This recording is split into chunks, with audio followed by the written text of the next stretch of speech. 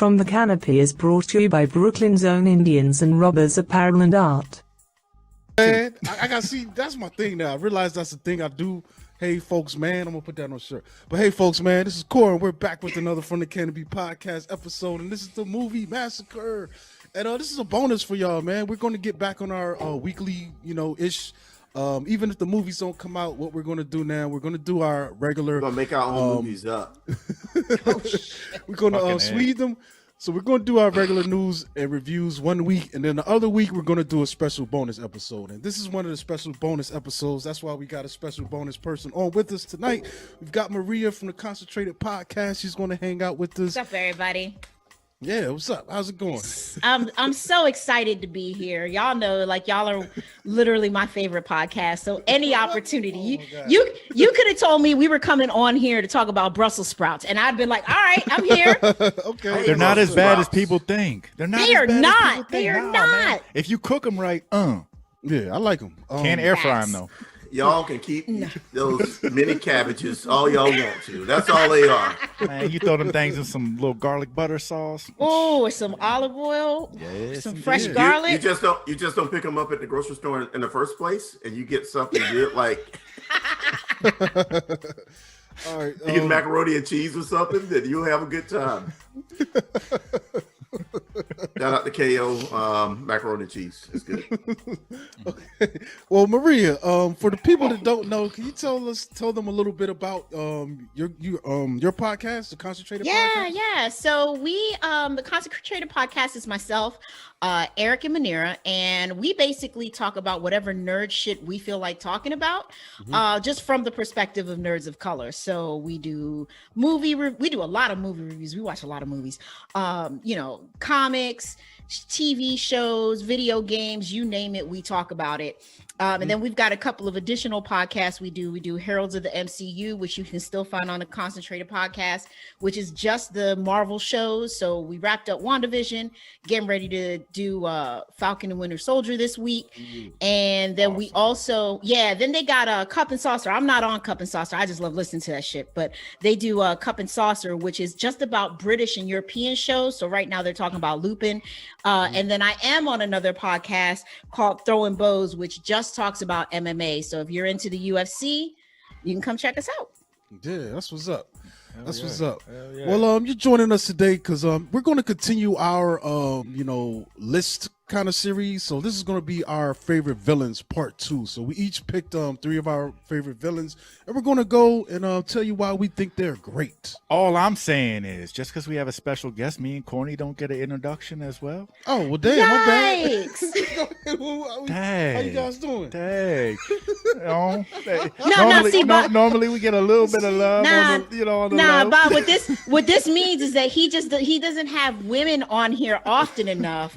So when a woman's on here, he don't know how to act. So see, that just means y'all need to have more female guests.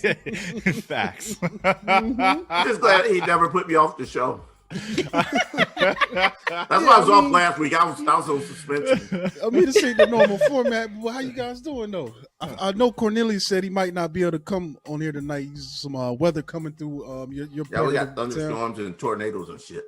Yeah, bro. So if you everything's blow good on my away, side, man, too. I told him earlier, if your house fly away, try to land on a witch. Yeah, man. Hell yeah. Shit, why would I land on a witch? Me and her are gonna team up and take over. Just take her shoes, man. Me, and both those witches take over Oz. Put that wizard the fuck out. That's what's up, man. So what about you, Bob? I'm It's good. Emerald City, man. I'm good. I'm doing real good. All right, I just had to check. Yeah, no, man. I fucking bowled my high score tonight in my little bowling league. So Nice. I'm feeling extra Personal special. best? Personal Oh, best. Bold or bold? Yeah, man. I'm a professional bowler on the He low. rolled an 86. Nah, man. Hell no. No, you put a 1 in front of that. Ay. Oh, Yeah. damn. Wow. Hey, all right, that's what's up. Well, let's get it cracking. Who want to go first? Anybody volunteers? We just gonna go. I'll around go the room. first. Crickets. Just All right. crickets. All right, go ahead, Bob. What you got? Who you got? All right. So, Am I able to go first, Corey? Oh, you- not now. Why you want to go first after I raise my hand? Last time. Yeah, That's not not. Hey, He trying to get suspended again. That's what he doing. I was crying. I was quiet for a second, and I raised my hand. Now you want to go? Go ahead. Go. You're on double secret probation. You don't even know it. I guess that's what they call double secret probation, though. Go ahead. So Just because I like the start, just because I can't wait for the starter cut. let me pull my sleeves up. This one I'm really excited to talk about. Sweet baby Jesus. Yeah. So the first one that I got going on is Dr. Decker, who is from a film called Nightbreed, which I hold very close to my heart. It's a very, very good film. Clive Barker actually wrote the book Cabal, and then he also was affiliated. I think he wrote, there was a 24 episode mini series comic book that came out, which I own all 24, and they're super awesome. Film, and Dr. Decker was actually played by David Cronenberg, which was one of his only acting appearances. So with that being said, Dr. Decker, he's like a well-renowned psychiatrist, and he's working with this dude. His name's Aaron Boone, and this guy is like, you know, he's one of his patients, but he's kind of manipulating him in a sense where he starts to feel or make this dude feel like he is a serial killer, and you know, he's drugging him up and getting him to record himself giving very descriptive acts of these murders that are happening. Well, when you know, as it starts to go on, you find out that Decker is actually the serial killer. And you know, the thing about him is he's so methodical, so menacing, but so like callous and cold. You know what I'm saying? He's too smart to be doing this shit. Not to say, you know, people that I'm not out here advocating for serial killers or nothing, but some of them, you know, kind of, you know, they always leave a trail behind, and it seems that he covers all his bases in a very particular way. And first things first, what stood out to me most about him was his character design. It's very simple, but it's very effective. You know what I'm saying? Like, I mean, he has on like a, you know, a 3-piece suit, a suitcase full of Killam knives, and he wears this mask. It almost looks like something like that the Invisible Man would wear, like ace bandage wrapped around his head. It's a weird look. It's a real weird look. Has buttons for eyes and a zipper for a mouth.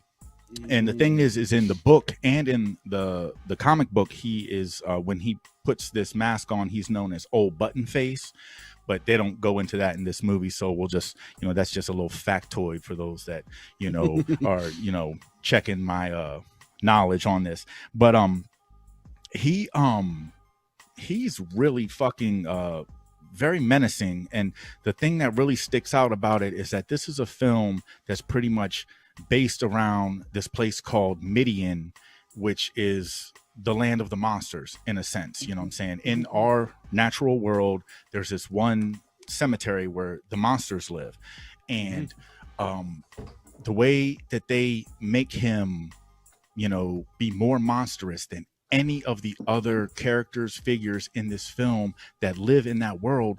He's the most, like I said, the most menacing, the most inhumane, the scariest person in this film. You know what I mean? And he makes it his personal mission. He says that he wants to eradicate life. So when he is not half the life, all the life. all of it. So when he goes, yeah. when he goes on his killing sprees, like he makes sure that he picks out a home, like with a family in it. So he wants to kill mom, dad, and any offspring. And in his mind, he feels like that anyone who's not like following suit to the world that he wants to partake in, he's going to wipe them out. And it's almost like a weird, like psycho kind of genocide almost in a sense. But he, I've seen this movie 1,000 times over, and he always just sticks out to me. He's creepy as fuck, because it's not really about, you know, like I said, the dress or the way that the design that he looks, which is awesome, but it's his demeanor and his approach on the film, on the screen. It just, every time he's on camera, it's captivating in a sense. You know what I'm saying? You're just like, what the fuck is this dude really gonna do next? And he pulls no punches. You know what I'm saying? Like there's nothing you can think of like, oh, he won't do that, and then he fucking does it. So That's what's up. yeah. Anybody else got some thoughts on Dr. Decker? I mean, just leave it to Bob to just come out swinging with some like obscure, but not really obscure, because like Nightbreed, when it came out, like I was a teenager when it came out, like that movie was the shit, and everybody was talking about it. To your point, the visual effects were amazing, especially for that time, the costume design, all of it. But the thing that was the creepiest was that the man who wasn't a monster, and there were some gross looking damn monsters in this movie, was like the biggest monster. And he was so callous and so calculating. It's like every time he talked, you just like get the shivers. Like he was a hot damn mess. So, I mean, I feel inadequate. I don't think my bad guys are gonna hold up, because you came out pretty strong just right off the break. And last thing I will say about this, to all those that watch and want to remake movies that have been redone 1,000 times over, not to say this one needs to be remade. This one is good where it's at, but there's a lot of room for a prequel. There's a lot of room for a sequel. So anyone who really wants to challenge themselves, instead of remaking Jason or Freddy or The Craft. There was a TV show in the works or something. Yeah, that was a few years ago, and it just kind Hasn't materialized. Yeah, but there is a lot of material and a lot of room to work with this world that was set up. And I mean, like I said, the film it came out in the 90s, 1990, and it gives you about 2 hours of just unadulterated awesome. So anyone who hasn't seen it, fucking check that shit out ASAP. Yeah, that's what's up, man. Anybody want to go next? Volunteer? I'll go ahead and start. All right. My villains are a team. They're actually brothers. And they come from the film Trading Places, which starred Eddie Murphy and Dan Aykroyd. These guys are played by Don Amici and Ralph Bellamy, but you have Mortimer and Randolph Duke. Yeah. And they are some, I guess investors. They run a stock investment company and everything. And they pretty much go out of their way to screw over a loyal employee, played by Dan Aykroyd, Louis Winthrop III. They pretty much screw him over. Sounds like a rich guy name. I know. Rich as fuck. I was trying to keep. I'm sorry, I ain't trying to cut you off. I was just like, he sounds rich. Without spoiling the old movie and everything, but they pretty much trade places with Winthrop III with a beggar played by Eddie Murphy, Billy Ray Valentine. Billy Ray Valentine and Winthrop III pretty much have a run-in at this club that these guys pretty much run and everything. And from there, they wanted to place a bet for $1 bill. These guys are rich as fuck. So disrespectful. I know. So disrespectful. Wow. This is why they're just so evil and villainous. They ruin like a little employee's life over $1 bet.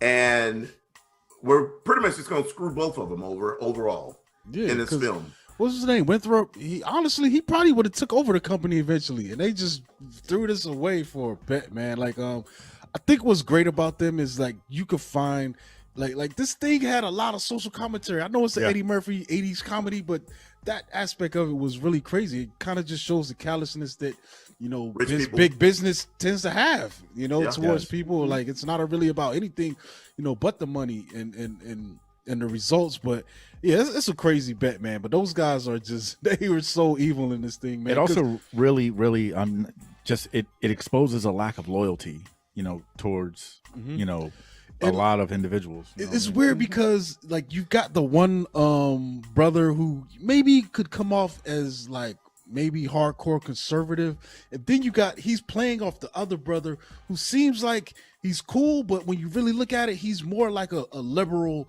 that's just more toward like a those kind of He's liberals that are unaware. They just they would call themselves liberal, but their actions speak to like, yo, you just unaware, you just don't have a clue what's going on out here and what the average man is going through, man. You know what I'm saying? Well, because they really pushed that, like, especially at the time when the film came out in the 80s, they pushed that suit and tie, I'm better than thou attitude. You know what I'm saying? Yeah. And they exposed that all throughout the film in various ways, you know what I'm saying? Like, not just with them, but throughout the film, just that. With every interaction where there's a difference in class, you see it come into light. It's like really only a black person. Billy Ray Valentine is the only black person you actually see working in that corporation that wasn't some form of servant. Yeah. Like the brothers, they were like, it was like they were bad cop and badder cop. Yeah. You know what I'm saying? Like that's how they come off. Like, I love them. And it was great as well. When you go to Coming to America, there was like that throwback to them. Like, yes. Like, I don't know if those guys are still alive, but it would have been great to see a cameo. Those guys are dead. Yeah, they're both dead. I don't know if you watch. I watched a little bit of the new. It would have been great if they had a cameo in that newer film. Like, they do. They do. The guy that's what's the guy from SNL? Colin Jost is playing their grandson. I think. Oh, I don't know. Rewatch it. The Painting of the Dukes are actually in that room. So they made a comeback after that incident and Coming to America. I gotta rewatch that. To see if I can pick up on that. I didn't finish that entire movie, but I didn't like it that much. It was okay to me. I didn't expect it to be as good as the first one, but I did enjoy everyone back together, and I like the message that it had, especially with the the daughter, and the whole thing, the male heirs, like, nah, man, you got daughters, bro, let her be the queen. I like that aspect of it. And there was some things I like. It's not as good, definitely not as good as the first one, but it has some charms. Listen, Wesley Snipes acting a damn fool though was entertaining. Like, you can't.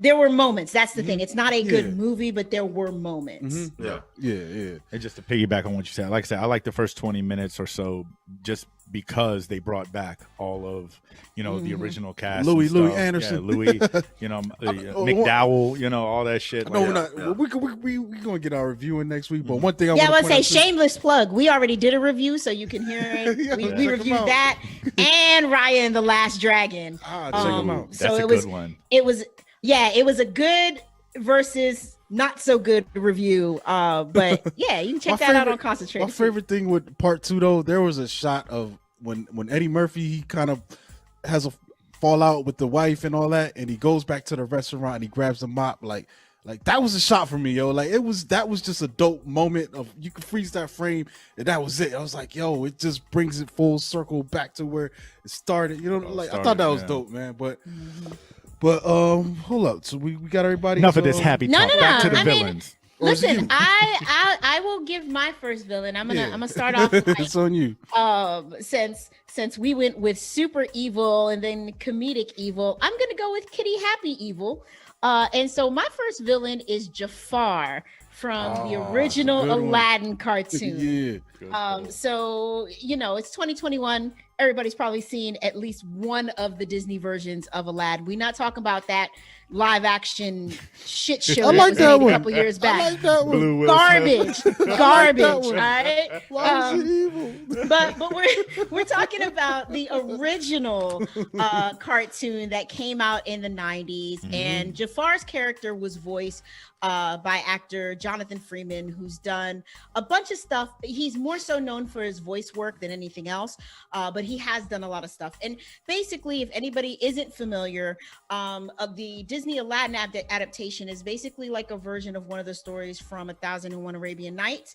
And Aladdin, the lead character, wants to fall in love and marry Princess Jasmine, who is the Sultan's daughter, and he needs a magic genie to help him do that. And he gets a magic genie. But then you've got Jafar, who is like the visor for the Sultan, and he is plotting on taking over, period, by either convincing the Sultan to let him marry his daughter, or just a straight up coup.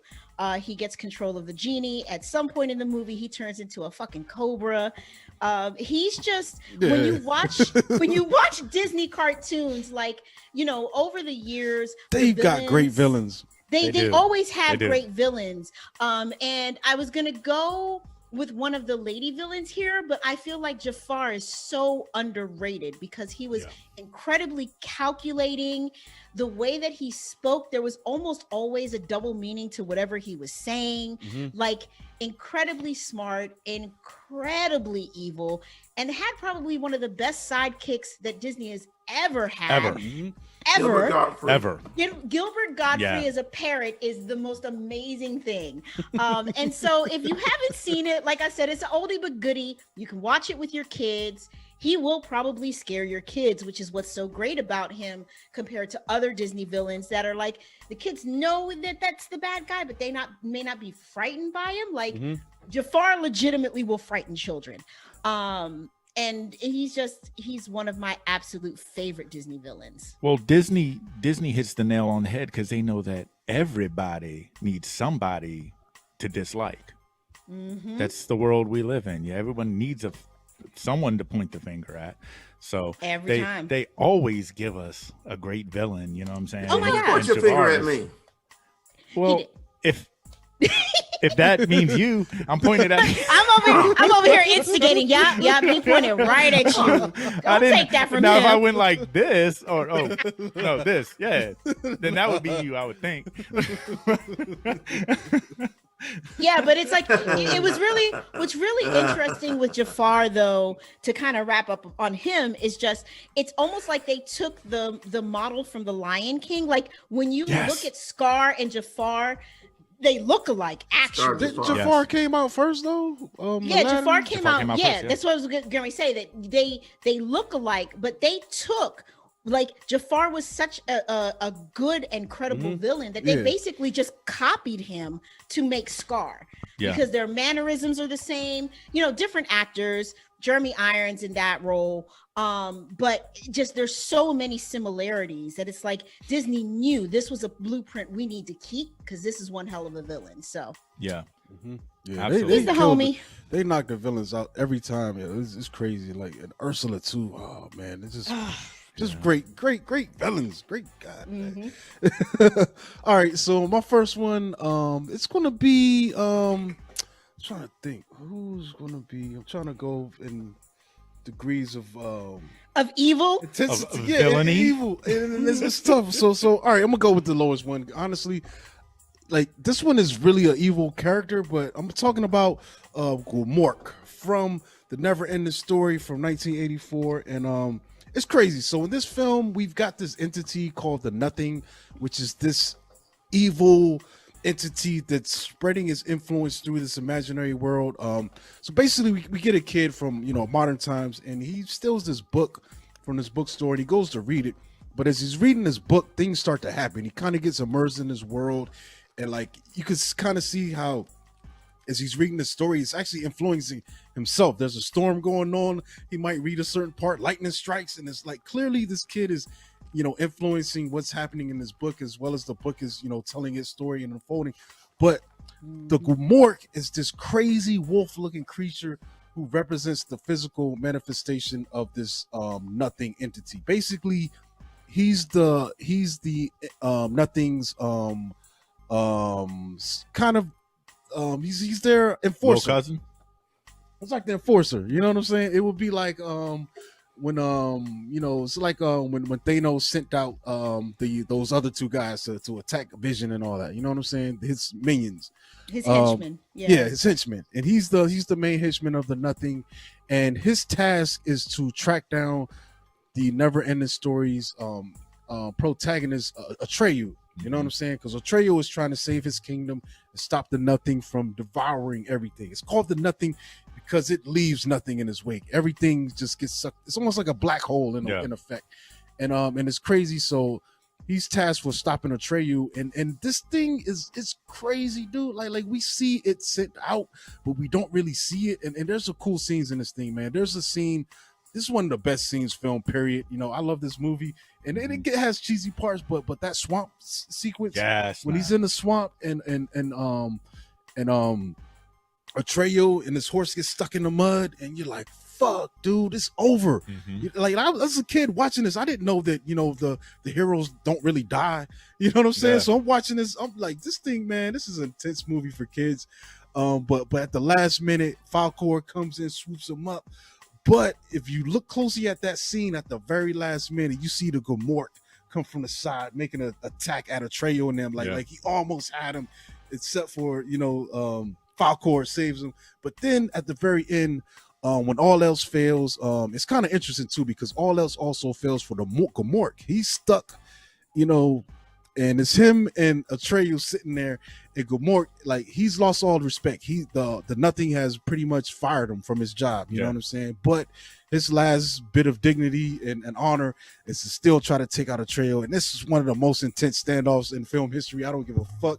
Like, people will shit on this movie and the cheesiness of it, but it has such heroic moments, you know, like good versus evil, that classic shit that helped us little kids know what was right and wrong back in the day. Yeah, no, you're absolutely right. And this character still, like, he has a wolf's face, but somehow the makeup and effects of it almost humanized in a way. And when it talks, it's so eerie, even to this day. Like it was on TV the other day, that moment when when he's sitting there with Atreyu and he's about to make his last lunge and take Atreyu out, and I just sat there and watched it like, wow, like it still had that same impact. Like that character, that evilness, it still comes across to this day. I'm not sure who voiced it or even who worked on the creature effects and the makeup and all that, but it stands out. Like that's a top villain for me. Like, well, and what I love too was the build up to us actually getting to see him. Like, you know, he's talked about, and then you know about the nothing, and then like there's a couple scenes where you see the darkness, you see the glowing red eyes. Like that's the first time we see it, is a painting, and you're just looking at it like, it's almost like it's like he's mythical in a sense at first, but then when he comes to reality, you're like, oh fuck, it's the fucking Mork. You know what I'm saying? So man, like I love the build up. You know, like, you know, some films they give you the villain right out the gate, and then you just roll with them the whole way through, and it's like, fuck, he's just bad, worse. But this one, the build up was fucking great, especially. Like you said, this is a film I saw as a child. You know what I'm saying? I don't know if my first viewing would translate the same as an adult, but when you're little, this shit made me drop fucking Lucky Charms all over the place. I'm like, fuck, man, I can't even eat my cereal. That's great. I'm gonna send you a copy of this, Corny. I'm gonna send you a copy of this, because this thing is can't go dope, wrong man. with the marshmallows, man. If you haven't seen this one, it's classic. I've never seen it. It's great, bro. Like I said, the dog head, is that Falcor? Oh, you talking about the dragon? Oh, The dragon. Yeah, you gotta understand. He's you a gotta, dragon. Out of context, it looks weird, but yeah, you gotta.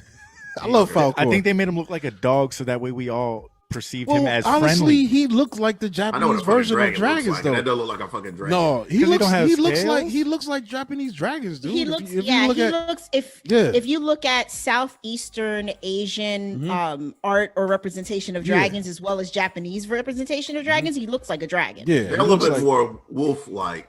He looks like those. Like a a goofy dog. Oh, like a goofy dog. Like a goofy dog with a kid on his back. Who you got in the fight? Him or Puff the Magic Dragon? He gonna whoop Puff's ass. Gonna bang Puff. Yeah, whole thing about Puff, it was like Puff a drug catching them reference, hands. So Puff probably wouldn't even care. He's high. Oh, that's true. Oh my god. He's like, what are we fighting for? Let's just chill. Like a real dragon, like Smog or fucking what was that? Was it Atreyu and not Atreyu? What was the dragon and Ryan the Last Dragon look more like Falcor than you know? I was about to say there's a lot of similarities. Yeah, Sisu looks just like. Yes, they took. You can tell where they got their character art from. Yep. He's not even a cool looking dragon. Like how you train your dragon. That the black dragon, you know. if he pulled up at my window, Ruthless is a better looking dragon. Man, all dragons matter. I'd hang out with him. I'm like, man, come on, you know what I'm saying? Just don't fly too high because I'm afraid of heights. So we're gonna take it back to you, Bob. Oh, all right, cool. So I want a dragon that looks aerodynamic. A dog head don't look aerodynamic. So my next villain is Chong Li from a film called Bloodsport, which this film was monumental to my childhood. Yes. I am not a ninja. I don't know karate, but this film made me think I did. You know crazy? Right? You know crazy? Shit. After watching this film, I was like, oh, what? I'll fucking break some bricks too. What? And you know what I'm saying? And you headed to the ER with your broke ass wrist. Yeah, exactly. So Chong Li is actually our main antagonist. He is pretty much the champion of this underground tournament known as the Kumite. You know what I mean? Kumite. Yeah, All right, fucking A, right? So, I mean, and he's badass out the gate. You know what I mean? The don't he like cripple Frank Duke's brother or something? Oh no, you're confusing that. That was Tong Po. That was from Kickboxer. Or no, it wasn't. It was Frank Duke's friend, the nerd dude, the nerd Jackson. The wrench of the nerd Jackson. looking dude. He looked like Ogre a little bit. Yeah, it was He Ogre. hurt him. Yeah, that was He actually didn't Ogre. cripple him, You said but he looked like I mean, Ogre. he banged on his head, pow, and they sent him to the hospital. But Tong Po crippled John Claude's brother with the spine or the elbow to the spine. Okay. You know what I'm saying? I lived a Van Damaged life. Okay, I'm big on all those old school John Claude films. But nevertheless, Chong Li is, like I said, he is the champ, the reigning champ, the most well-known name in this underground fighting circuit known as the Kumite. And this film actually takes place where it seems like they're getting a little more widespread with their invitations. You know what I'm saying? Like they're bringing fighters from all over the world. It's not as condensed as it might have been in previous years. And that's where we get, Frank Dukes come in Jackson. They come from the Americas, and then it shows, there's people coming from all over the place. Yeah. And this is like a Mortal Kombat or a Street Fighter before just without superpowers. Yeah, exactly. No magic and cyborgs. And the thing is that this shit is based on true events. Frank Dukes is a real person. Like he really, ninja'd out for fucking years. I got all these notes, but I'm not here to talk about Frank Dukes because he's the hero. Is ninja'd out a word? Yeah, you can ninja out. Yeah, ninja out is a word in my vocabulary. Like if you ever see me do a leg sweep to somebody, then they're gonna be like, Bob ninja the fuck out, because I don't leg sweep shit. I don't even know if I can get back up from trying to get down that far. But ninja, please. So nevertheless, that Chong Li is gonna kick a whole lot of ass, because right out the gate, it shows him, and this motherfucker is punching TV-size bricks of ice with his hand. Pow, breaking it elbow. Pow, breaking it knee. Pow, just chilling. Just yeah, normal like day a villain. Workout. Yeah, I mean, so that's that gives you your first taste of this guy that is going to pretty much run through this tournament. And the thing about him, he fight dirty as shit too. Yeah, that's what I was about to say. Like, hey, if you're not cheating, you're not trying. All right. The thing about him, yes, is that like to piggyback on what y'all said. Like he's a win at all costs kind of guy. You know what I mean?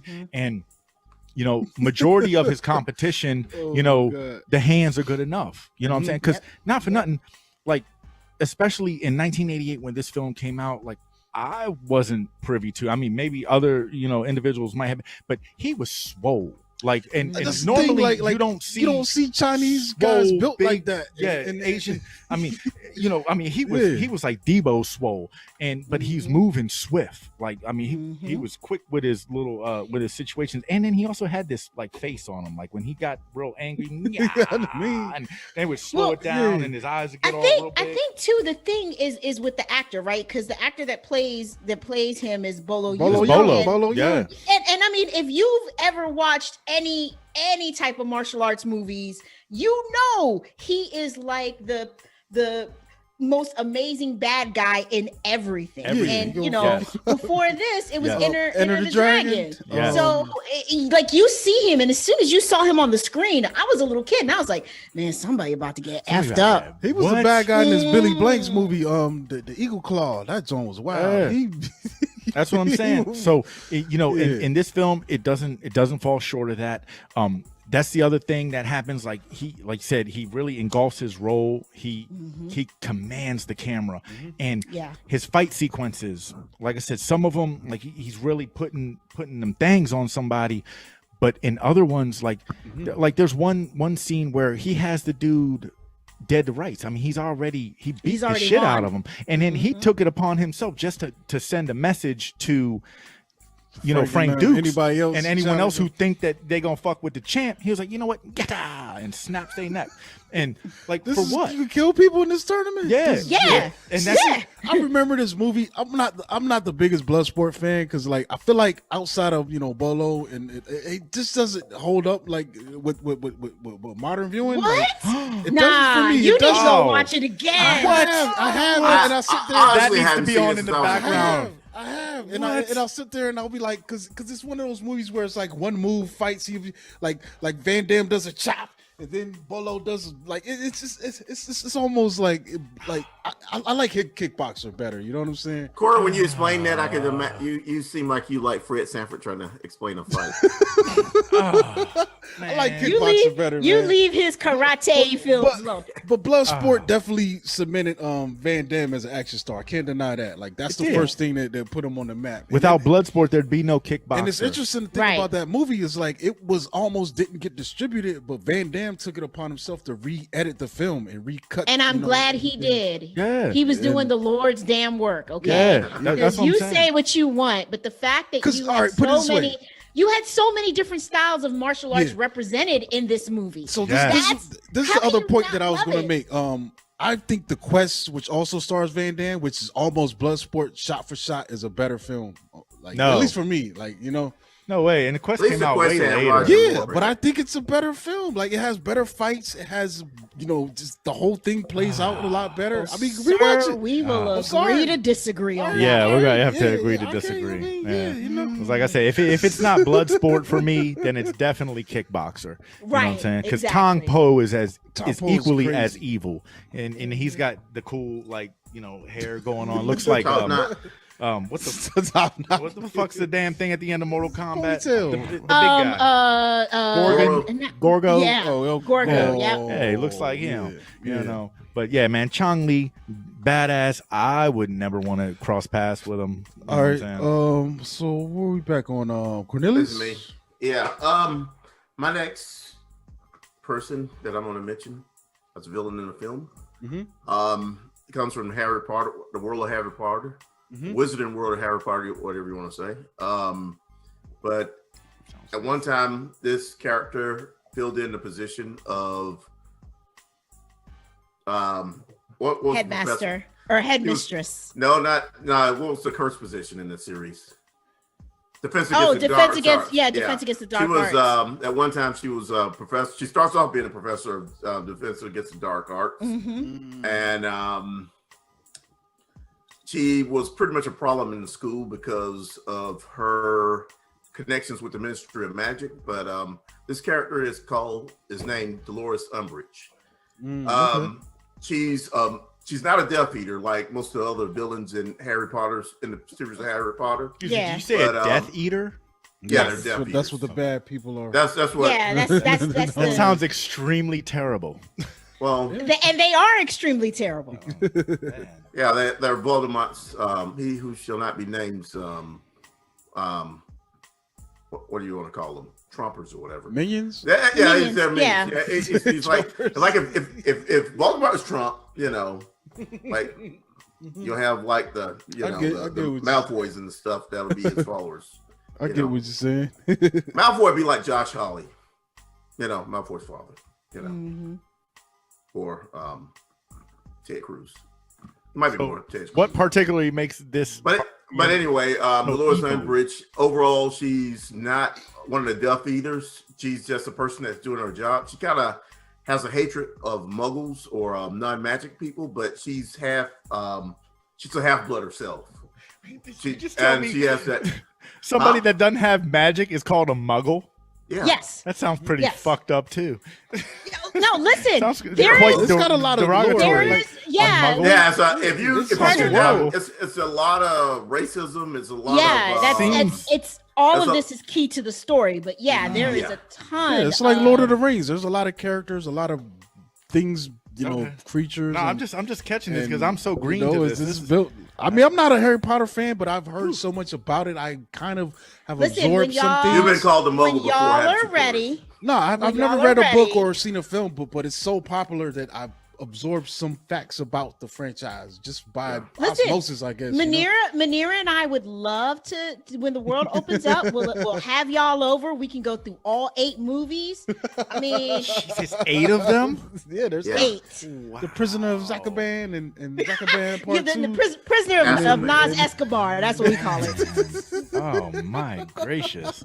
But anyway, because she had ministry ties, she slowly removes Albus Dumbledore as headmaster and takes over the school herself. Overall, she's just a nasty woman in this series. Like nasty in what way? So strict, just not nasty in the way you want her to be nasty, all right? No, that's like she, you know the image that you have of like the stereotypical like Catholic nuns in Catholic school, like beating the kids and having like this is who she is, but she hides it under lots of pink and like love of kittens. That's interesting because I googled her and the first thing she's got on is some pink. Yeah, she looks kind of nice. Like she doesn't look to me. Like she looks like she bakes like Miss Garrett and makes homemade syrup. But that's the beauty of her. That's the beauty of her villainy, though, right? Because she presents herself as this prim and proper, very nice. I care, and everything that I'm doing is for a good reason. It's not. She just evil as shit and wants power and will do anything to get it. And she's like I said, she's a self-hating half-blood person, just like Voldemort and some of the other. So is it safe to compare her possibly to like the Trench Bowl from Matilda, or is she Matilda? Yeah, the Trench Bowl. Yeah, actually, yes, I think it is. I think I'm trying to think if there's anybody else that compares to her better, and no, I think that's probably the best comparison. Okay. Yeah, she is a nasty piece of work. Okay. Good stuff. I haven't seen that, but I've seen Matilda. That was one of my daughter's favorite movies. I've seen that shit 1,001 times. So, what's the reason why y'all haven't seen Harry Potter? I don't know. Wizards and like when because they're muggle ass muggles. I mean, it's on HBO Max. I was about to ask that. They did got they pulled it off. No, it's Warner Brothers. Yeah. So where's it now? I guess when it first Paramount. Some of them are on Netflix, but not all of them.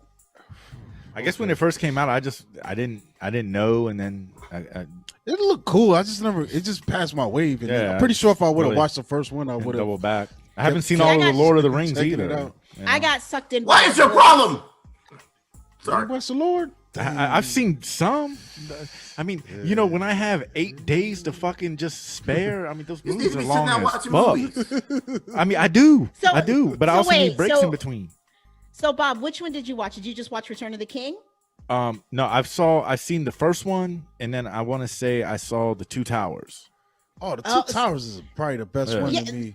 You think the Two Towers is better than Return of the King? I love the Two Towers. Really? Like, Two Towers has just all that greatness, dude. I haven't seen Return of the King in a long time. I haven't seen the last one. Yeah. Man. Corny Moon is. Oh man. What is that? What do you? Oh, he got got the whole the- box the set. Set. Yeah, he got the Oh, box man. set with the Dang. Hobbit. Yeah, see, and I have the Books. Hobbit too. I just haven't watched it yet. Oh man. All right. Well, look. What's the next? Is that Maria? Yeah, it's Okay, me. So what do you since got? so I'm gonna I too, like you, Corey, decided I was gonna try to go up the evil chain. And so the next one that I have actually I think is another oldie but goodie, but actually new again, due to some recent film releases in 2017 and 2019. I am referring to no other than Pennywise, the dancing clown from Stephen King's Heavy It. hitter. Heavy hitter. Ooh.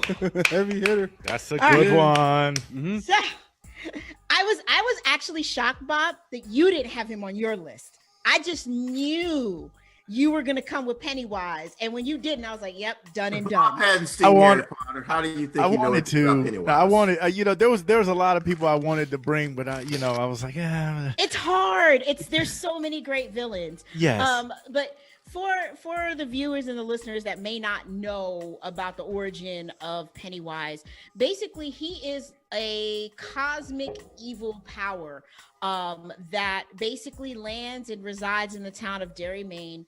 We were first introduced to him back in 1986 in Stephen King's novel of the same name. I don't know if it was good parenting or bad parenting, because I read the book, I think in 1988. I was like 12 years old. I had no business reading it. And it scared the living shit out of me because it is that scary. Yes. Fast forward, and they've made multiple versions of the book into a movie, but the last two that were done in 2017 and 2019, they just knocked it out the park. Like, I love it was those. I love those. well done. They did. But basically, Pennywise, this cosmic evil, lives in Derry, and about every 27 years or so, he gets hungry. And, like any self-respecting evil, I get cosmic hungry every being. 27 minutes. I don't know. Well, what I mean, Yes, you that know, boy life. I'm with that. right, listen. He, like any good cosmic evil entity, has a snack of choice, and that's kids. And so every 27 Maybe the years, meat's more tender. I think it is. It's like veal, right? Yeah. Baby cows. Yeah, that's what I was thinking. Like baby cows and shit. Filet Exactly. mignons. So every 27 years, he basically goes on a smorgasbord spree and kills a fuck ton of kids in Derry. The locals know, but nobody knows what to do about it. So your kid just disappears, and I hope you got more, because that's it. Dang. Right. Yeah. You know what I mean? And so the story itself follows a group of kids who decide to fight back and fight against him. And it's so extreme that they literally have to do it twice. They do it as kids, and they cannot defeat him, and they have to come back as adults to defeat him. But the beauty of this character, outside of the fact that, well, clowns are just creepy in fucking general, Yep. and he's evil as shit. And which Skarsgård was it that played him? Was it Bill this time? Bill. It was Bill Skarsgård, yeah. I think it was oh my God. Tyrone. Oh. And then it was Tim Curry in And the Tim original. Curry in the original that we saw when we were young. Yeah. And Tim Curry's was incredibly creepy, Yes. but Skarsgård's took it to a whole new He had that level. drool. Oh my gosh, he was just outright scary. But the thing about this character is that he preys on the issues that you already have. So it's not just like, oh, there's a kid walking down the street, I'ma eat him. He is going to eat that kid, but before he eats said kid, there is always some type of truly like mental torment and trauma. The kids, adults can't really see him. He can shape shift. Yeah. It's just a whole lot going on with him, and he's scary as hell. Yeah. So if you already don't like clowns, you really aren't going to fuck with him. But if you do like clowns, you might not after you watch it. And that's the thing too. Like you say, he doesn't just feed off the kids; he feeds off the fear.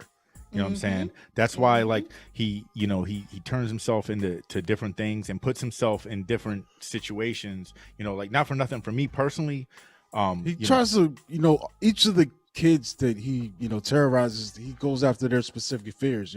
Yeah. Yep. Like, and like the whole, him being in the gutter scene, like, I go on my little jogs and shit. I still, ever since I was a little dude, I still kind of take the long route around the gutters.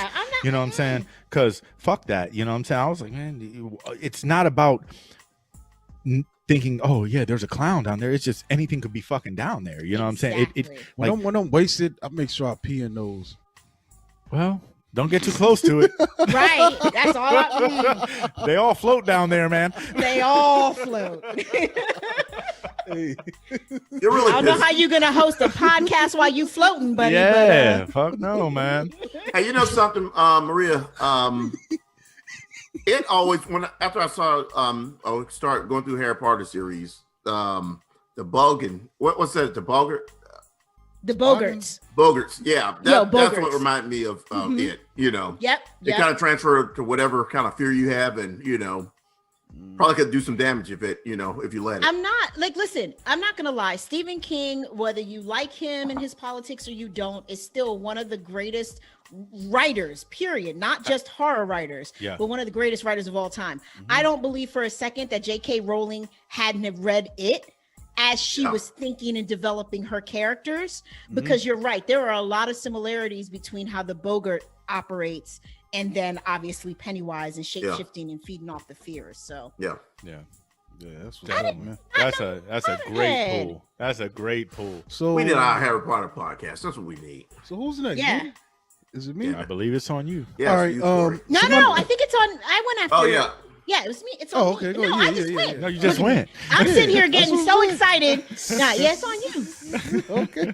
Go you All muggle. right, yeah, you did Pennywise. All right, it's me. So I'm gonna go with Laurie Quaid, and this is from a little film you might have seen back in the day called Total Recall, which involves a character named what's his name? Quaid. Dennis, I think it was Dennis Quaid. Dennis Quaid. No, Dennis Quaid's the actor. I'm That's sorry, the actor. that's the actor. My bad. I can't remember. I'm not as helpful as. It's an interesting story, man. It's not Randy Quaid either.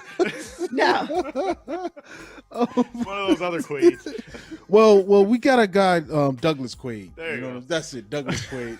And what's Dougie interesting, this is a wild movie, yo. This is based off Philip K. Dick, story. Cyber, sci-fi kind of shit. But what's interesting, so we got a character, Douglas Quaid, and basically, we get introduced to him. He's a construction worker, and he's got a wife named Laurie Quaid, played by Sharon Stone, and he visits this, it's in the near future. So you go to places and you can get memory implants. So basically, say I want to go on a vacation, but I really don't have the money to go on a vacation. But I could buy memories of a vacation. You know what I'm saying? So they will go and implant a memory of a vacation. So he goes to one of these places. He goes and I think they try to sell him the Saturn package. Yo, go to Saturn. But for some reason, he wants to go to Mars. He keeps having reoccurring memories and dreams, and he wants to go to Mars. And there, even the agency is a little wary. Like, Mars, are you sure? It's like, fuck it, we'll send you to Mars. And then what's interesting, I like this aspect of it. Is like, do you want to go to Mars and just be you, or do you want to go to Mars and go on an adventure? Which I think is crazy, because now they're offering him the package. Well, you could be a spy, and go as that, and apparently they even offered him to pick his own you could pick, girlfriend. Could pick different aspects he of picked that. his woman. It looked nothing like his said wife. So that's what's interesting. So not only do you have the option, the super agent package, but you can pick aspects of it and tweak it. It's almost like you're playing a game in the beginning, your character select screen. You know what I'm saying? So apparently this whole thing goes wrong. What interesting aspect of it, he starts spazzing out. They're like, oh, maybe he's having problems taking the implant. They're like, we haven't implanted it yet. Then what's crazy is one of the workers implies, well, this guy has been tampered with. Maybe he's an agency. In this world, the agency would be like the CIA or whatever. So they just dump my man's out on the street. But what's interesting, where Laurie comes into play, we come to find out that, she's not really his wife. She's been playing as his wife, and her whole thing is she's there to babysit him, to make sure the memory takes, and like it's just it's a complicated story, but let's get back to Laurie's character. Such a good movie. First of all, so definitely. What I like about this character is, like I said, she's not really his wife. He's been implanted with a memory to make him think that she's his wife. And what's crazy about it, she's actually dating the real version of him. You know what I'm saying? Because like I said, his brain has been altered. So that's where Douglas Hauser comes into the place. It gets complicated, but if you see the movie, it makes sense. But, It'll make sense, right? Yeah. So Douglas Hauser is a guy who works for this guy named Cohagen, but they're both, pretty much Quaid, played by Schwarzenegger. It's just that Douglas Hauser's memory has been altered to be this guy Quaid. So Laurie Quaid is assigned to him to babysit him, make sure the memory takes, to make sure he falls in line and just lives his quiet life. But of course that goes wrong. So what's interesting with this man is, like, after a bad day at the job, he pretty much blows his cover. He finds out that something's going on crazy. He kills his co-workers who have also been assigned to babysit him. They've given this guy a quiet life, but like I said, these memories keep coming back and breaking through the veneer, breaking through the cover. And so he comes back home, and all of a sudden, this shadowy figure just attacks my man, and all of a sudden, he gets the light switch on, and you realize it's Laurie, played by a younger Sharon Stone. And she's like attacking this dude, kicking his ass, fucking him up. She's a badass in this movie. She's such a badass. Like that's one aspect of this movie I like. It has really strong women characters in this film, man. Even though they are kind of, buffering Schwarzenegger's role, but they're really strong. They're badass. Yeah. And what I like about her is she is so loyal to the mission, to the agency, that she was playing along with this man. You know what I'm saying? She dated this man when he was Hauser working for the agency, but then when they flipped Hauser and turned him into Quaid, she was so willing to go along to flip to pretend to be this man's wife. And like, it's that bedroom game must be good as hell. It's so crazy. And that's the thing too about her. She maybe that was the implant too. You never know. She's smart. She's sexy. She's a crazy fighter. And oh man, I can't even explain it, man. It's one of those things where you see good package. What do they call these people that are willing to just do whatever it takes to for win. the job? Yeah. And she's definitely that. Like if she was fighting, she was working to be employee of the month. Like if she was fighting for the good characters, like the characters on Mars, she would have been like one of those freedom fighters gone in the wind. But because she's working on the bad side, it's crazy, man. It's just a dope character, man. Like I love it. But you know what I love about her? She had like that Chucky quality where she was like in the role, smiling all good, and when she flipped, it was instant, and it was like, what the hell? Yeah, like even it's her and that, and Gina Davis in Long Kiss Goodnight. Those two roles, as somebody that's being plain and then coming back around and fucking you up. Because one of the most interesting parts of it is like after she jumps Schwarzenegger when he comes back to the apartment and he, takes her gun from her and she sits down and there's that moment where she's like, well, I'm not really your girl, but why don't we just do it one more time for all time's sake? Like, and this, even that, in that moment, he looks over to the monitor and you can see the goons creeping up to the apartment. She's just doing that. Just to try to keep him there, just to distract him, Like it fooled me in the movie. Yeah. Like I'm watching this and I've seen this so many times, but she's such effective playing this role and is such a good character that even the audience lets his guard down. And you look over the screen, you're like, oh, this bitch. Yeah. Like, why you doing him like that? He loves you. I love it, man. She really stands out to me, man. And maybe we'll do I feel like the other flip side too. The woman on Mars, I forgot her name in this film. But she's also a really dope, woman character in this, man. Really tough, and that's dope because that's one of the best aspects of that. Because her and Laurie end up in a fight, and that's one of the ultimate. That's where that one part comes from. Because I think the Quaid's girlfriend on Mars ends up overpowering Melina. her. Yeah, that's her name. That's Melina. her name, Melina. Yeah. And she looks at Schwarzenegger's like, he's like, you can't kill me. After all, we're married. And Schwarzenegger's like, brrr. consider that I a would've- divorce. Yeah.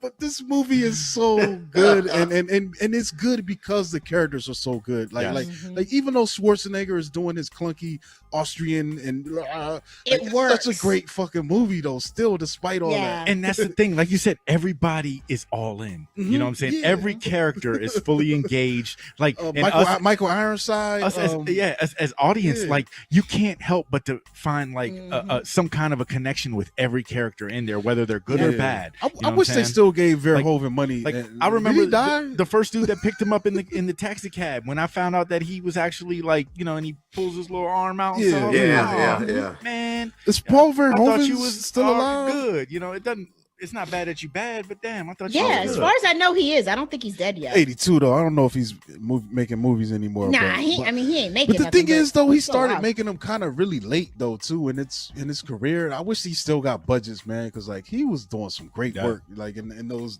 days. And dude, and not for nothing, when the helmets came off in Mars, like that was like Oh, one of the yeah. cracies. Yeah. And everybody's Yeah. eyeballs Yeah. pop out, and it's like, It what was the crazy. fuck? Yeah, I wasn't ready for that with my young mind. But yeah. Lori Quaid, man, like definitely, she's definitely left her mark for me for villains. But so Good shit. So, this is my last one, right? yeah. Mm-hmm. All right. So, I'm gonna bring up someone known as Charles Lee Ray, aka Chucky from Child's Play, the first one. Ooh. The first one. I'm not worried about all the other Chuckies when he turned into a comedian or when he got married or had babies, and none of those. Yeah, Chucky, yeah, he's no, good. No. Charles Lee Ray Chucky from Just Child's Chucky Play. finding love. Yeah, everybody needs it, but that's not the one I'm worried about. I'm not worried about when he lost focus. See, this one he was focused. He had an agenda,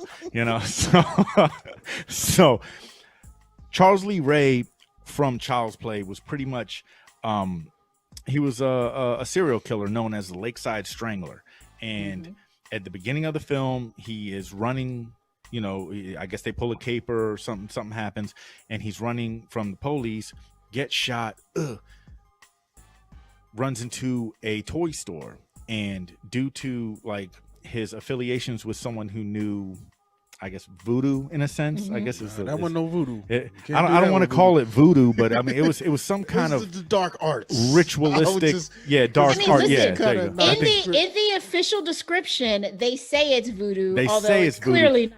that's Yeah. that's why I didn't want to say voodoo. Yeah, That's just why dark I arts. made sure that I was like, it was like 80s, I'm not, 80s movie voodoo. hey, then. everybody practice what they practice. You all good with me. So yeah, There the it dark is. arts, and he Let's call it evil. he is he's dying, and so he finds this doll, a good guy doll, and he transfers his soul into the doll, and what ends up happening is this doll is then gifted at a later date, because of course, due to all that dark artness, it created a thunderstorm and also made the toy store explode.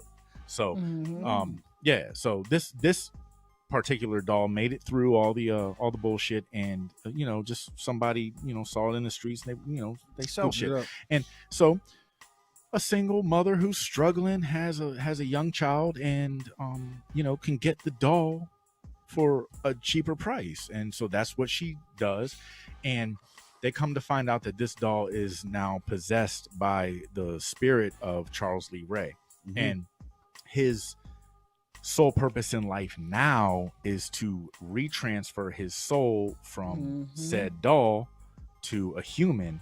So why not go ahead and get a lot of those years back and try to put yourself into a young child? That's I mean, a shit, smart man. idea, bro. That's what I'm saying. I If just you- cruise hey, if you in your- maternity ward. If you're in your 40s or 50s and shit, now you can be 6 again. It's like shit, you're gonna be wise I'm beyond trying your to be years. like, years, I'm trying to be years, like years, 6 years, hours. years, Like I years. said, Yeah, you know what I'm hitting the maternity ward.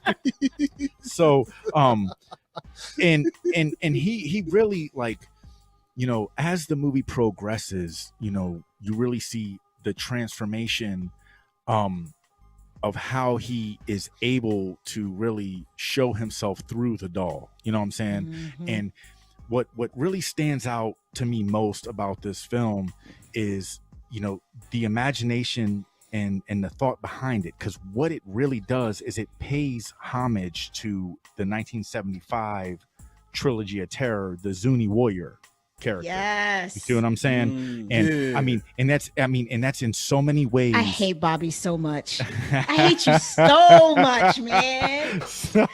So you just hitting 1,000 tonight. All right, I see how we do. I'll try. So and the way that they do this, you know what I'm saying, with just, you know, not just doll possession, but it's way deeper than that, like with the camera angles, like doing the POV from the view of the doll, and just hearing the pitty pat of the feet, footsteps. You know what I'm saying? And you know, before you actually get, you know, the first viewing of the doll turning into Chucky, not just being this remote little thing, like, because it gets to a point where, you know, Andy's going through shit. They think little man is crazy. He's like, man, Chucky doing this shit. I ain't doing this shit. Nobody believing me. This is fucked up, right? And then his mom's just like, I'm trying to ride for you because you're my kid, but are you crazy for real? You know, and so she takes the batteries out the damn doll. And then the doll starts, you know, continues to talk anyways. You see what I'm saying? And then, you know, she gets to the point where she's shaking him up, you little fucking doll. I'm going to throw you in the fire if you don't fuck around and, you know, chuck out. And he does. And man, when this happens, you see what I'm saying? When it happens, his facial structure. His whole. I'm feeling the vibes right now. I love put this. Put that song on a shirt. Don't make me chuck out. Back to chuck off.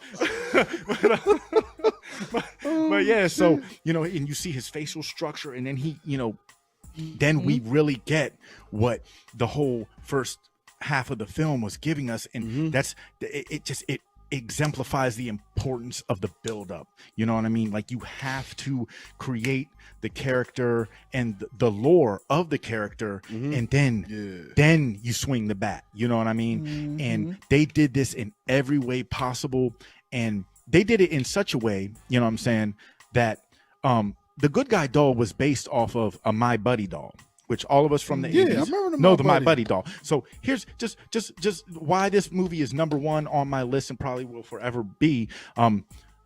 I had, you know, a very cool mom. We watched a lot of horror films. I saw Child's Play in the theater in 1988 when it came out. I was born in 82. So that, depending on what part of 88, that would make me 6 and or 7. But I did have a My Buddy doll. Me and my brother both did. He had the blonde one, luckily. I had the one that looked like Chucky.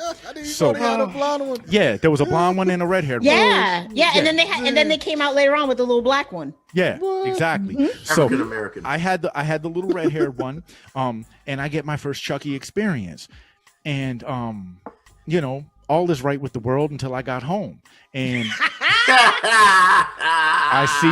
I see my little fucking Chucky doll. You know, I can't remember what his name was. It was probably something weird, like, you know, I don't know. But nevertheless, I looked at him. My brother looked at me, and he was like, "Bro, we got to get rid of it."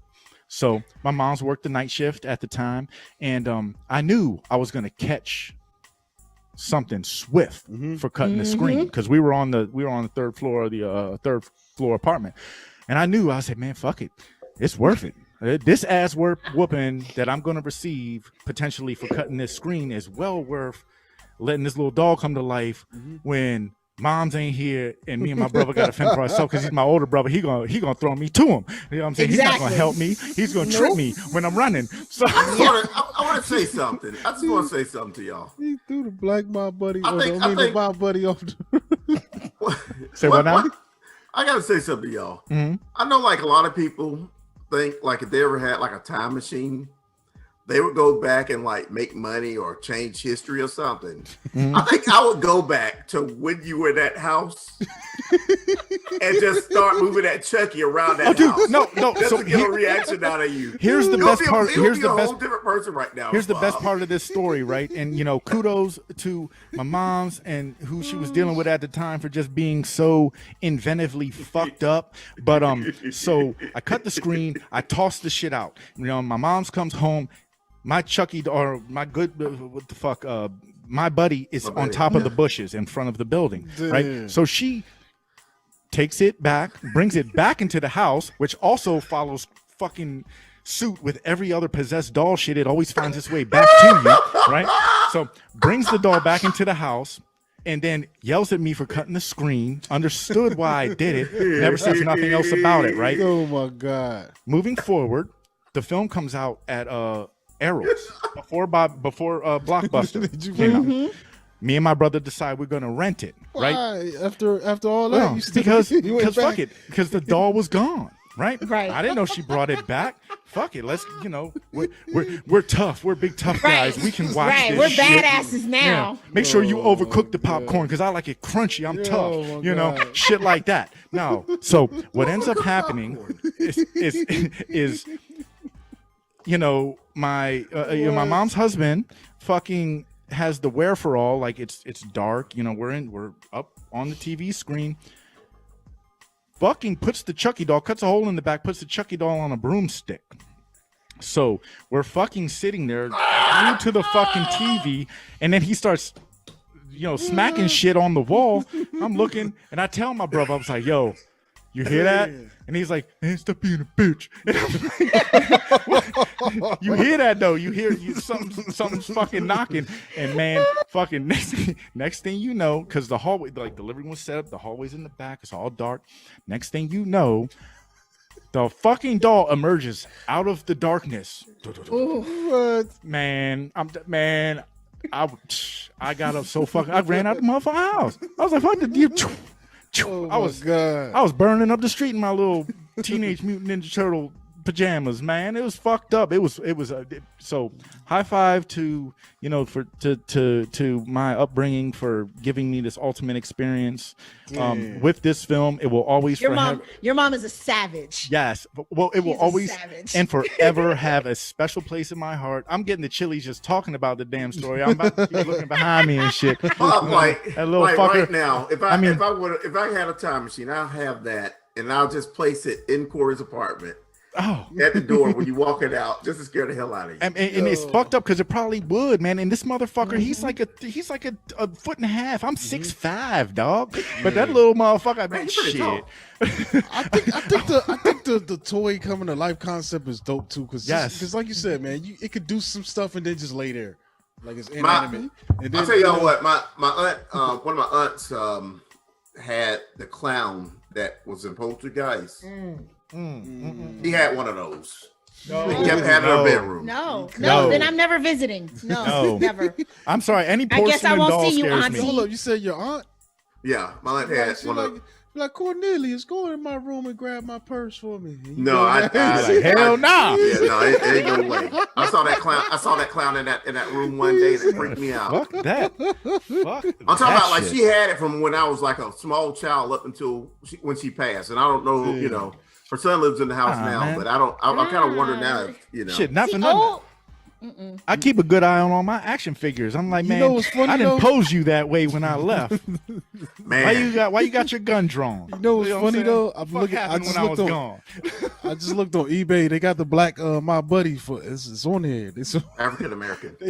They want them for like $129, and I'm like, That's because he probably already comes possessed. You gotta pay the possession fee. but also, but you know what's funny? They What's also up? had kid sister dolls.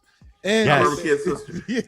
wasn't fucking with that one either. But it's Nope. funny though because they made the kid's sister to give counteract the My Buddy. Yeah, but the My Buddy was to counteract the Cabbage Patch. So Yep, it's like, yep. what the fuck? You know what I'm saying? Oh man! All right, so who's next? We got you, Corny. I'm You next. up on My next. it? Chucky's crazy. He's iconic though.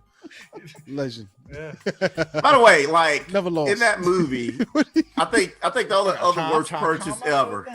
Probably the only other worst purchase ever. Like when she bought Chucky was like when I bought unwaxed tooth floss. I bought unwaxed tooth floss. Yeah, I know. It's Why? horrible. Is that a thing? But I did it by accident. I didn't know Did they by made accident. it that way. Oh. Yeah, it's horrible. But Sounds that unpleasant. and and his mother buying Chucky are probably two worst purchases ever. Jeez.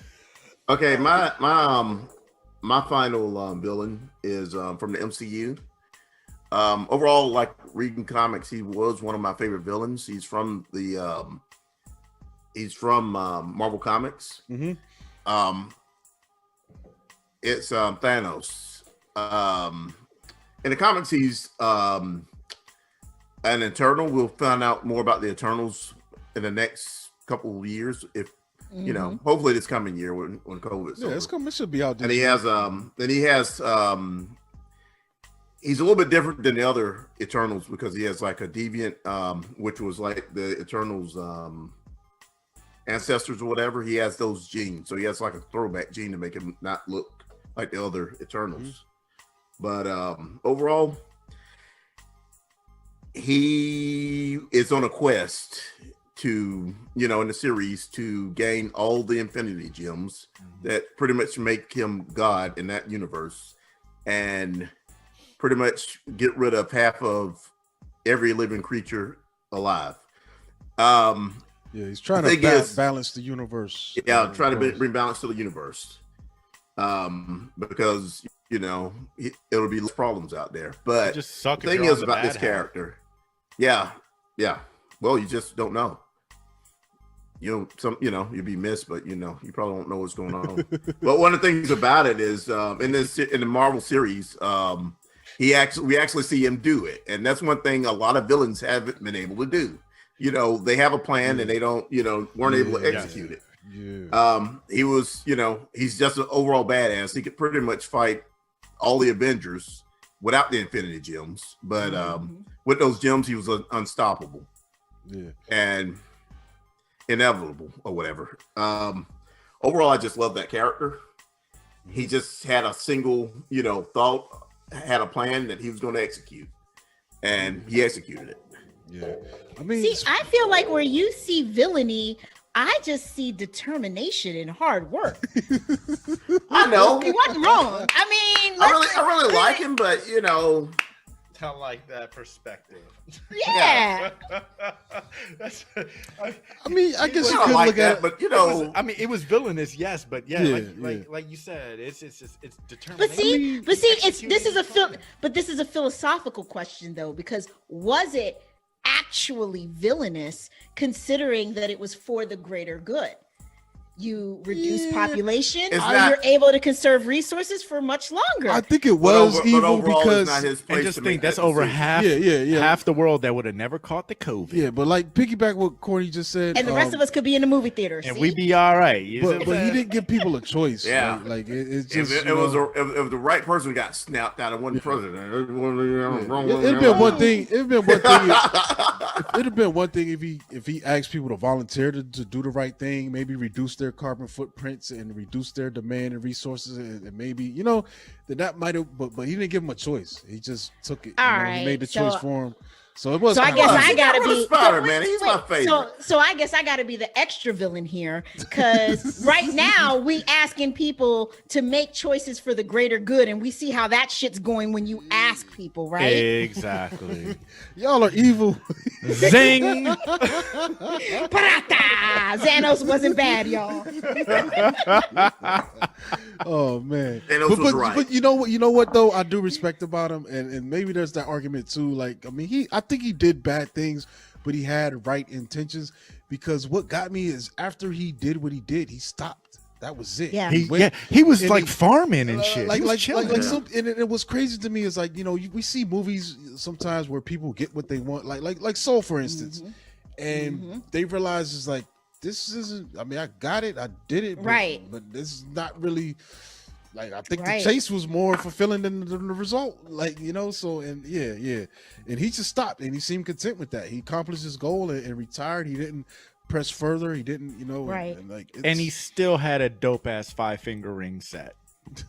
Facts. Fucking facts. I mean, but the thing is too, like, if you say that if you're like in the MCU, this was hard for me because I, like you, Cornelius, I love Thanos.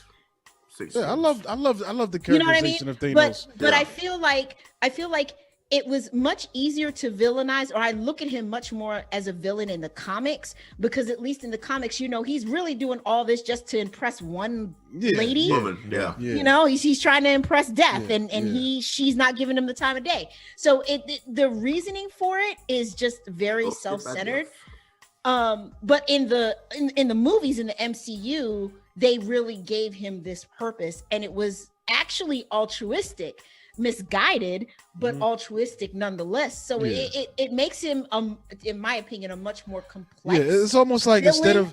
instead of figuring out how to feed the starving children, he just killed the children, so there wouldn't be no starving ones. Even though the goal is to with the gems he could have made did more it planet. in a different way, With but that's the thing. It's a psychopath mindset. It's a psychopathic mindset. Yeah, you know what I mean. Yeah. Like, nobody knows they're crazy when they're living their own mind. You know what I'm saying? Someone has to tell you that you are XYZ. You know what I'm saying? Because in your mind, everything that you tell yourself makes sense. So You're I think also what pushes him to that villain realm, like he was even willing to give up his family to accomplish this, like Gamora. He's an overachiever. See, Again, Villain, those are just people. like do you think Mando could just be like? I don't think he could. I don't think Mando. well, in fairness, Yoda got sad. Gamora's not as cute as a child. Yeah. Don't drop me. I don't think Mandalorian could have I'm made about to that. try and catch him and shit. No, don't drop him. Mandalorian would have threw himself off before he dropped that kid. Yeah. But Thanos with him, apes. yeah. I love that character. Yes. All right, so on me. It ain't on me. Oh, I gave my last Yeah, it's one. on me. It's on me. Oh, okay. I'm about All to right. say, yeah, you have to call me. Hey, you just want to break it in front of people, Who? What? Listen, Corey. what are you doing to the poor baby? It Like, has a timer. It has to go through its routine once he activated. He's sad. I was about to. You see, I I got know, my good poor eye on. baby's I'm like, is he about to right. fucking chuck out? Cause I'm gone, dog. Like, this motherfucker start running. If he knocked the computer over, hit you with the fuck choke this force. shit. Man, if Grogu lives something in there with the Force, I will freak out. Man. Force chokes Bob. Oh, so listen, I am, my final villain has zero redeeming qualities, never did anything for anyone but himself, and is probably one of the most evil characters ever written or filmed on screen. I am speaking of no other than he who must not be named, Tom Riddle, aka Lord Voldemort from the Harry Potter series. And so since you guys don't know much about Harry Potter, I'm going to give you a real quick lesson on Voldemort so you can understand why this guy's such a badass. And by the way, you stole my character because that's who I wanted. And then that's the only reason why I chose Dolores Umbridge. But you could have gone with Lucius Malfoy too. See, you passed up an opportunity. Malfoy isn't the same. Malfoy isn't the same as Umbridge. I'm so confused. All right, I'm gonna watch it one day. I'm gonna help you be less confused. Basically, everybody knows Harry Potter, and one of the monikers you may have seen, even if you've never seen the movies, is the boy who lived. But if you don't know anything, you don't know what he lived from. What he lived from was Voldemort trying to kill his ass as a baby simply because he had heard a rumor, aka a prophecy, that a boy born on this day was going to be the downfall of his quest for basically eternal power. It's like if you took Nazi Germany and put it on steroids and added magic, that was what Voldemort was trying to create. He felt that Muggles were inferior, that wizards shouldn't have to live in the shadows, but most importantly, he had a deep hatred of anyone that was not a pure blood. So in other words, if both of your parents didn't come from a magical family, you weren't shit, you didn't deserve magic, and you should die. Which is pretty interesting because he himself is a half-blood. His father was not a wizard. And part of the thing with him, like he grew up in an orphanage because his mother basically put a spell on his father. Basically, she was like stalking him. They lived in the same little village. She had feelings for him. He wasn't digging her. She gave his ass some magic because, you know, a lot of people didn't know who the wizards and witches were. She gets pregnant, feels guilty about the lie, so she stops giving him the potion, thinking, oh, but I'm pregnant now, so he has to actually care for me and he'll stay. Nope, he deuced out on her ass. So she gets ready to have the baby. there's a whole bunch of other shit with her family. Like they are some ain't shit ass wizards in general. And she has him in an orphanage. And she leaves him there and she dies. And so from the very beginning, J.K. Rowling has even said it, that like part of the reason that this man does not understand love or normal human emotions and is a complete fucking psychopath is because he was created in a lie, basically. Like his mother conceived him while, from false pretenses, and basically it messed with his psyche from the very beginning. Wow. So he has been terrible from the start. But what makes this character so evil and so compelling, outside of the fact that his evil spans 7 books and 8 movies, is the fact that he actually was so fixated on living forever and having this reign that he actually split his soul into what are called Horcruxes. So he split his soul into these Horcruxes. So like, let's say my teacup is a Horcrux. He basically put part of his soul into this teacup. And he split his soul like something like 7 or 8 times to the point where, there was nothing left of an actual human being. So, basically when he tries to kill Harry Potter as a baby, his mama had protected him with a love spell. And so the shot of magic basically bounces back, hits him, he dies, or so they think, but he couldn't die because he had 7 Horcruxes with pieces of his soul. So as soon as his Death Eaters, aka other elitist, racist wizards who were going around just murking people for no reason. Death and they racist? Yeah. Oh yeah, they don't like muggles. They don't like non-magic people. They don't care for people, half-bloods. Well, so listen, not only do they not like non-magical people, like there's already a hierarchy in the wizarding world because there are different types of magical beings. So like trolls and mermaids and centurions and vampires, elves, you name it. All of those are beneath humans. Right.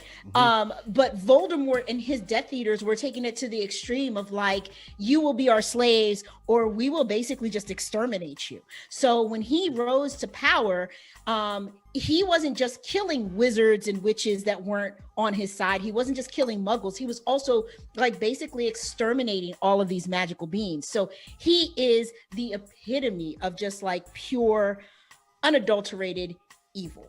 And the representation of him in the book is he's a very well written villain, but then you have Ralph Fiennes who plays him for all 8 movies and just does an incredible job. No, he doesn't do all 8. Yeah, he did. No, he didn't do all 8. He didn't show up until So here's the thing. He shows up in Goblet of Fire. His voice, he did the voice acting every time. So when you had him speaking in Chamber of Secrets, Sorcerer's Stone, that was Ralph Fiennes' voice. Oh, I don't think so. I'm pretty sure. I mean, we can look it up, but I'm pretty sure. Yeah, go Google it. But regardless, when he does show up on screen, I mean, listen, Cornelius and we can get Manira on it. We could probably talk Potter all day and dissect every single thing about the movies and the books. But just high level, when Fiennes does finally show up, when you finally see Voldemort in a human form, because, he's a whisper, he's in the shadows. Like you don't actually see him in human form for the first few movies. When he does, he just does an excellent job of bringing this character to life. So, that said, boy, I can't see your screen and I ain't even looking. I ain't worried about that. There's a guy named Richard Bremer that did he who must not be named in the movie. So then I stand corrected on the voice. The point still remains the same. Right. No, that's what I'm saying. I stand corrected on the voice. Oh, okay. But because I ain't going to sit here and be mansplained, the point still remains the same, which is that when you see Ralph Fiennes in the role, he does an amazing job. The makeup that they do is a little off from how I think a lot of us envisioned he would look. But I don't think it takes anything away from the performance. And basically anybody that would like literally go to a school and just murder innocent children because their parents aren't doing what you want them to do with magic in a very calculated way is just purely evil. And so, you know, if you haven't seen the movies, I encourage you to see them. It's a commitment because there's 8 of them and ain't none of them under like 2 hours. But I think that you'll get the payoff in the end. Yeah, I was gonna say on the character design, we pulled up a trailer. He does have a really crazy look. He almost looks like a vampire-esque a little bit, like with the pale skin and like. So it's really going more towards serpentine because he's what's called a parcel tongue, which means that he can speak to snakes because he is pretty much one of the last living descendants of this of one of the founders of Hogwarts. So see, I'm not going to start throwing names because you guys don't know who the hell I'm talking about, but. Basically, I just know Hogwarts is the wizard school. That's all I know. You know? Yeah. So basically, one of the founders, Salazar Slytherin, he is like the last living descendant of that line. They're all evil. He is evil as shit. He has trained people for things. Yeah, Slytherin is like when you talk about houses, like she's Hufflepuff. I'm a Ravenclaw. It's a house called Gryffindor and Slytherin. Mm-hmm. Those are the 4 founders of Hogwarts. And those houses are named after him. Right. And so Cornelius and I are in a good place because we are not in Gryffindor and Slytherin. And I say that because no, seriously, because here's the thing. Harry Potter, like the main protagonist, he is Gryffindor, right? And then like his mortal kid enemy is Slytherin. The reality is Gryffindor and Slytherin as houses are incredibly similar. It's just a different take. It's like if you are this, like if you are cunning and brave and all of these things, but also don't give a fuck about people, then you're Slytherin. But if you are those things and you still want to help people, you're Gryffindor. So it's either way, like Jedi and Sith in a way, maybe. Exactly. Okay. And then you got Cornelius's group that they're just all smart, and my group that just rolls hard for everybody because we're loyal as hell. and we're just out here in the outskirts looking at these fools go at it. But you know, for Voldemort as a character, he didn't give a shit what house you were in. If you were not down for what he was trying to do, you were a problem that needed to be exterminated. That it was that simple. Okay. Yeah. Okay. So that's what's up. Yeah, because like he's iconic. But I got one question for you guys. So as far as like, I mean, I know you're dealing with novels. Have they depicted Voldemort in the novels, maybe illustrations at all, or is all just description? So and how close is that to the movie version? You know, I actually have all of the books so far, the illustrated versions. Like every couple of years they do them. Do you have them, Corny? Oh my gosh, they're beautiful. They're huge. The artwork is amazing. It's close. It's not quite the same. But in fairness, the illustrated books came out after the movies. So how do you not have the art? It was okay, yeah, that makes sense. Yeah. All right. But if a villain's out there trying to kill a child, what's happening? I mean, didn't they try to kill all the firstborn of Egypt? But this is a wizard just trying to kill a single child, you know, just because somebody said something. Yeah, he's a horrible person. Yeah, and the thing is, like, even if you are like one of his minions, he don't give a fuck about you. That's the beauty of it. Like, he is just a complete psychopath that has no real human emotions, and everyone doesn't have friends. Yeah, everybody's a minion. It's one of my favorite characters in that series. He's pretty much deboed that entire family and their house. Right? Okay. Cool. Yeah, that's what's up. What are you talking about? Who house was he in? Who house did he just go? Oh, yeah. Lord. Yeah, he really did debo that shit. Yeah, he deboed the hell out of them. Right. Yeah, but I mean, but if you believe Cursed Child, it's a lot. I said they coming your way, Cory. Yeah, oh man, I'm gonna watch them. I'm definitely. Yeah, I mean, like Star Wars, there's a reason that people are fanatical about Harry Potter. And it's easy to be like, oh, it's just fucking kid wizards. What's wrong with you guys? And it's not. They're so there's so much complexity to a lot of these characters, and Voldemort is definitely And one of the things probably too is, the most complex. and one of the things too, it starts first couple of movies, first couple of books are kind of innocent, just like when you read the not Harry Potter, when you read the Hobbit compared to Lord of the Rings, starts off simple. It's kind of a kid's story in the first couple, books, and then you get to Prisoner of Nas Escobar. Yeah. And shit start going down. Oh, that's where it all starts. In Prisoner of Azkaban, or like I said, Prisoner of Nas Escobar, that shit goes downhill fast. I kind of wish, I do kind of wish like the director, I can't think of his name, that did the third Azkaban. I kind of wish he did the first 3 films. It would have had a different tone to it. Yeah.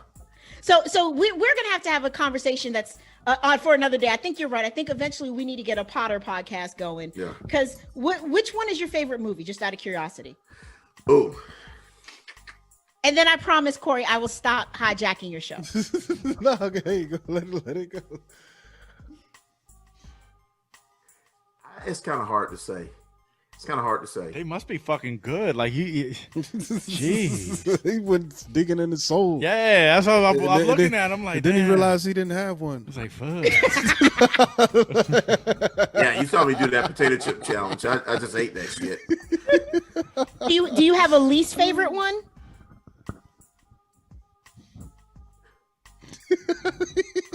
Okay, I'll tell you Damn, what I don't. I'll tell you what I don't. Okay. I'll tell you what I don't like. I'll tell you what I don't like. I don't like Chris Columbus directing. And that whole chess scene in the first film, that does not hold up at all. And when I came back around and read the book, because I went to the series like 2 or 3 times, the Wizard's chess doesn't really hold up all that well. Yeah, it doesn't pass. But I think we give it a pass though, because it was the first one, and we were just excited to have a Harry Potter movie. That film is good though, but at the same time, let me think. So from the outside looking in, is it safe to say you love all of them? I pretty much love all of them, and then I love the books. I love the books more. No favorite, no least favorite. Books, you love them all. They're great. One thing in the books is Chamber of Secrets. Toward the end of that book, when you know what's going on with, the thing, that was so intense. Yeah. The whole situation was real intense on that. It didn't feel like it was for little kids. Like once you get past the first book, it really isn't for little kids. But that's a story for another day. Shit start going down.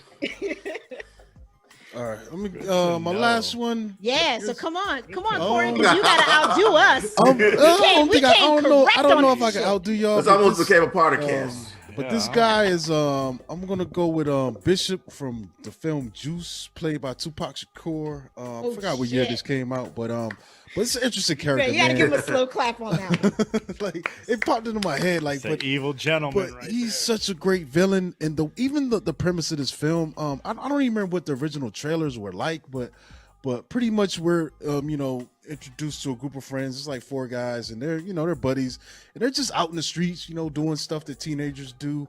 And the interesting part is like the intros to these characters, man, and all of these guys, they're looking like they're coming from really vibrant family environments. We got Steel, we got Raheem, we got Q, you know what I'm saying, and but then the intro that doesn't belong to the rest is the Tupac intro. We see this guy get up, he wakes up, he comes out in the living room. His dad just looks like a shell-shocked war veteran or something. I don't know what's going on with his dad. We never explain it, but he's just blank staring at the TV, and you see him drop some money in his pocket, and he goes out and meets his buddies. But then, one of the things that we see really early is Tupac is getting bullied in his neighborhood too. So he gets ran up on. It seems like he lives a little more distant from the rest. Like everyone else is kind of closer together. He's the one who has to travel a little more. He has to commute over to them. Yeah, to there's like a darkness surrounding even the way the bullies single him out because of his dad, and that's one of the things the neighborhood bully approaches him with. Like, yo, your dad's crazy. And but and the crew comes and rescues him. But long story short, these kids decide to boost their reputation and get some money to decide to rob the liquor store. So they, procure a gun. They actually pull off the robbery, man. And what gets crazy is Tupac has a gun.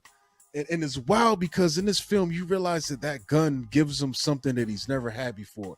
It gives him respect. And if it doesn't give him respect, it gives him a means to earn respect. Gives him power.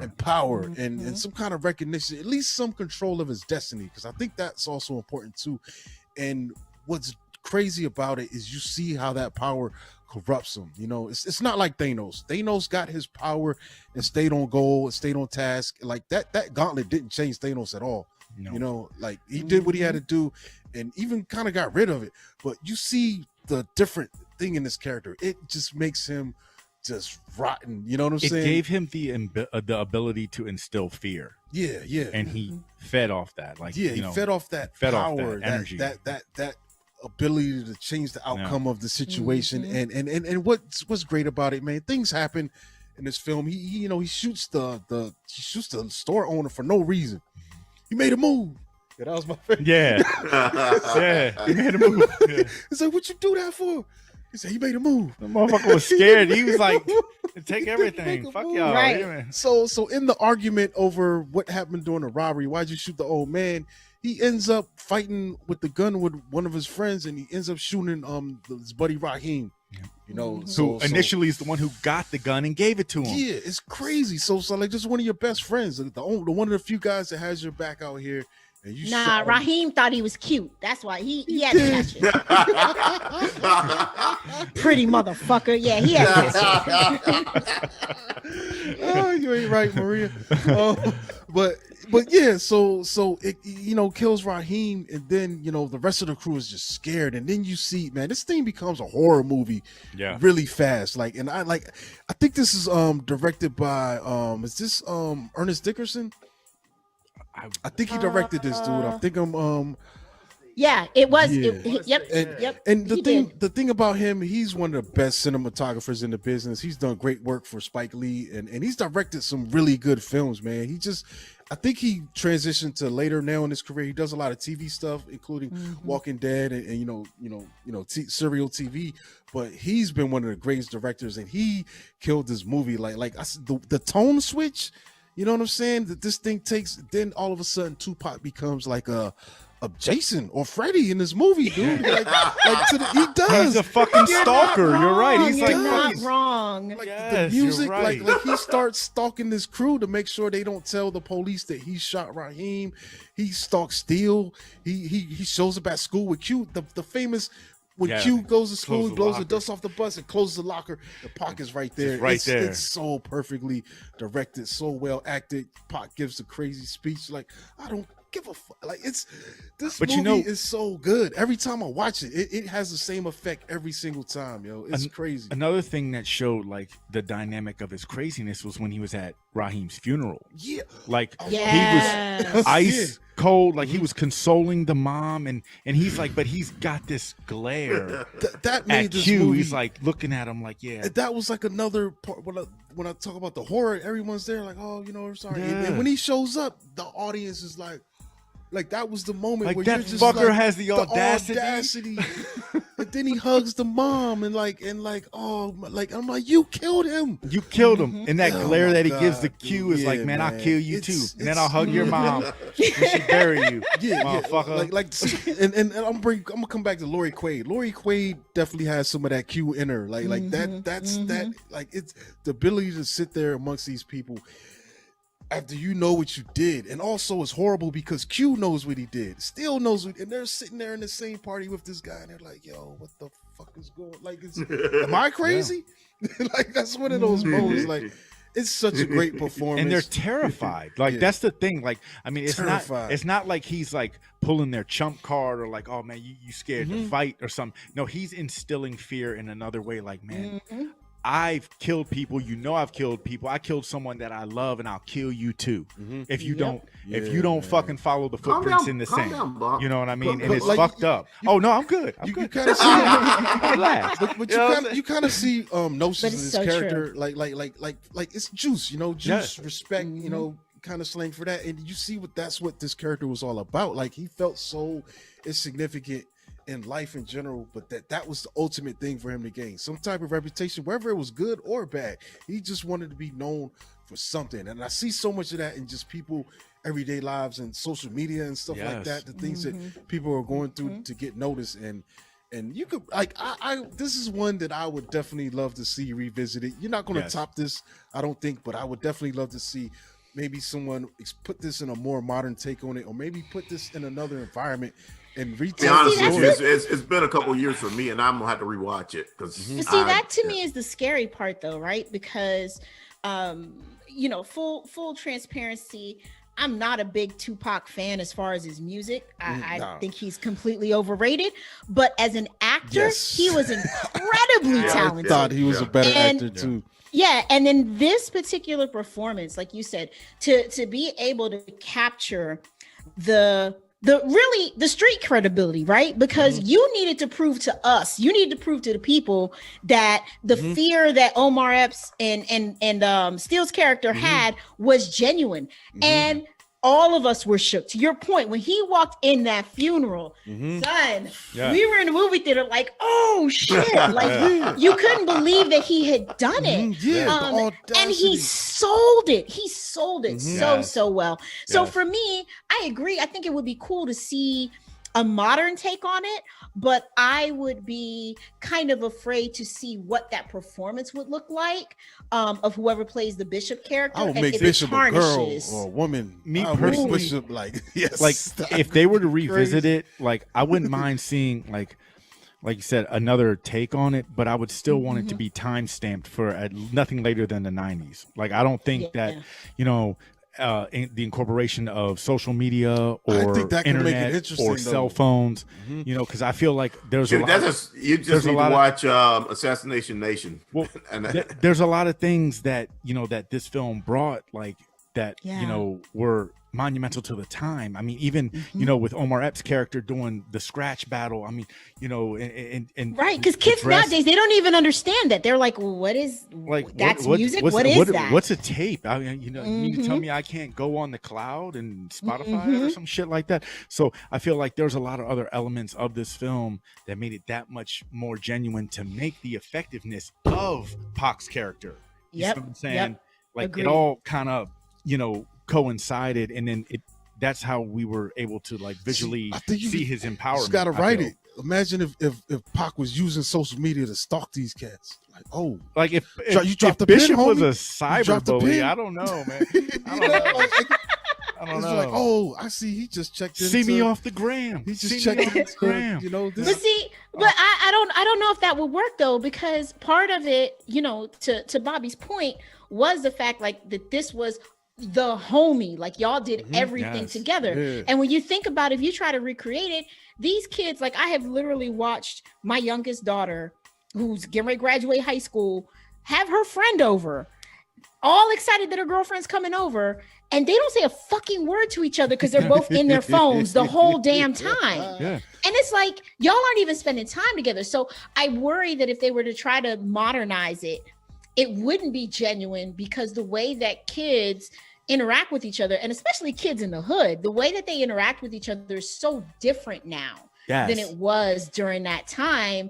I don't think you can translate it. I mean, even look at how they used to have to link up. You know what I'm saying? They shouting up to the window, throwing a rock, calling the home. There's no shooting at text, or it's not like, I'm gonna hit you on this site or whatever, come out with none of that shit. No, so why you block me still? Yeah, you know what I'm saying?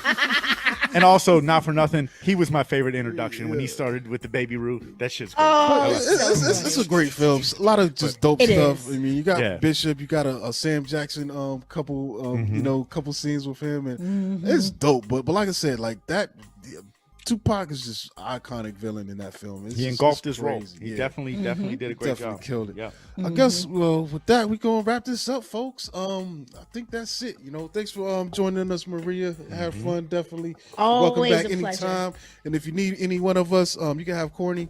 It's like- We're gonna have our own podcast about Harry you know what? I Potter. would honestly, you guys And- should really do that because I would like to hear that. Like, because I'm going to get to these films eventually. Oh, I'm sending them to you. for real. They are okay. sent to you. I'm telling you right now, just yo, hope when I got your Manera address finds right. out you haven't seen them, she's gonna give you all types of shit. Oh man, yeah. I might have to call her once we finish rapping. Like, girl, let me tell you.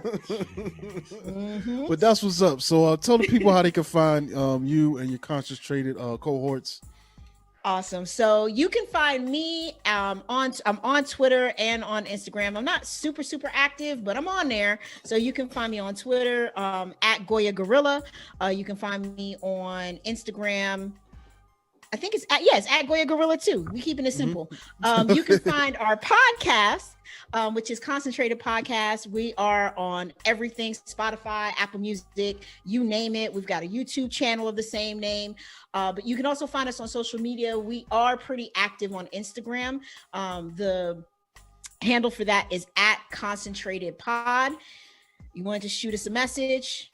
We are always down to talk and always looking for show ideas. So definitely reach out. Yeah, and also, if you watch UFC, follow her Twitter because she be out there doing the commentary blow for blow. You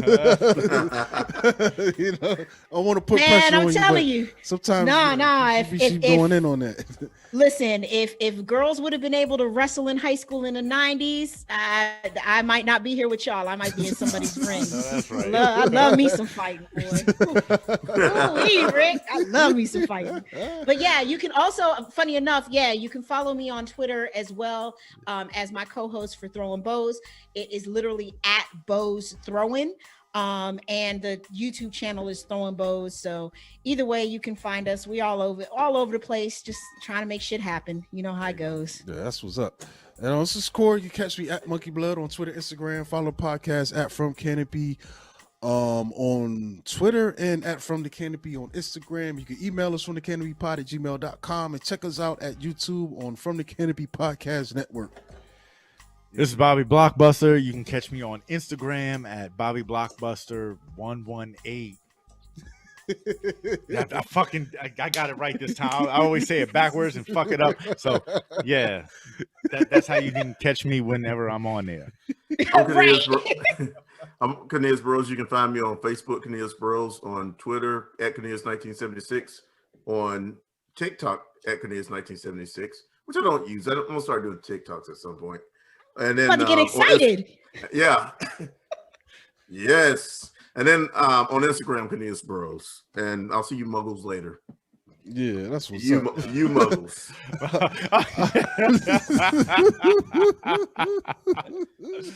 All right, so we're out of here. Y'all have a good one.